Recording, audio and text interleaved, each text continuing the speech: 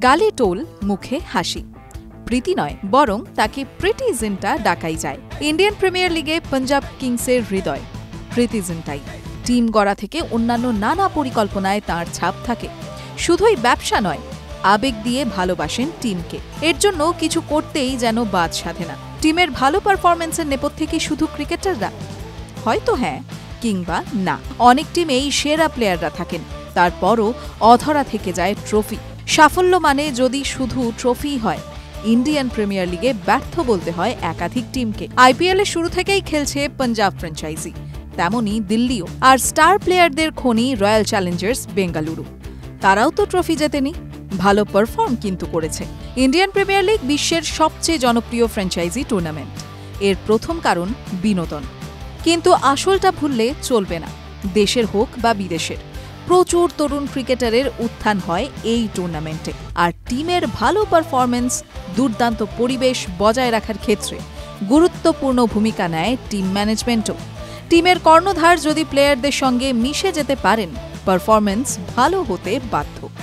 আইপিএলের বিভিন্ন ফ্র্যাঞ্চাইজি কর্ণধারদের প্রসঙ্গ উঠলে যেমন বীরের কথা আসবে, তেমনই জারার। কলকাতা নাইট রাইডার্সের কর্ণধার শাহরুখ খানের কথাই ধরা যাক। প্লেয়ারদের সঙ্গে বন্ধুর মতো মেশেন, কখনো বা দাদার মতো। টিম জিতলে যেমন ড্রেসিং রুমে সকলের সঙ্গে উচ্ছ্বাসে মেতে ওঠেন, হারলে সকলকে প্রেরণাও যোগান। তবে মালকিন হিসেবে জারা, প্রীতি জিন্টা কেমন? পাঞ্জাব কিংসের প্রাক্তন হোক কিংবা বর্তমান, প্রত্যেকটা প্লেয়ারই হয়তো বলবেন দুর্দান্ত। এমন নানা ঘটনাও তুলে ধরেছেন। প্রত্যেকটা পেশাতেই সাফল্য ব্যর্থতা থাকে।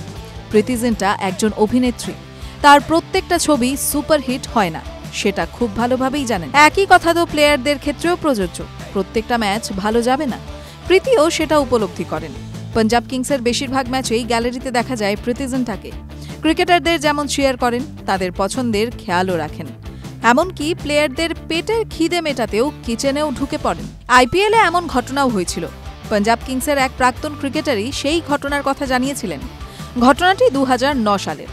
ইংল্যান্ড তথা পাঞ্জাব কিংসের প্রাক্তন ক্রিকেটার রবি বোপারা সেই ঘটনা জানিয়েছিলেন। বলিউড অভিনেত্রী তথা পাঞ্জাব কিংসের মালকিন নিজের হাতে আলু পরোটা বানিয়ে খাইয়েছিলেন। ইন্ডিয়ান প্রিমিয়ার লিগ শুরু হয় 2008 সালে।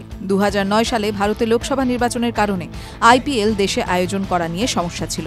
সেই কারণে দক্ষিণ আফ্রিকায় করা হয় আইপিএলের দ্বিতীয় সংস্করণ। শুরুর দিকের সেই তথ্যই তুলে ধরেছিলেন রবি বোপারা।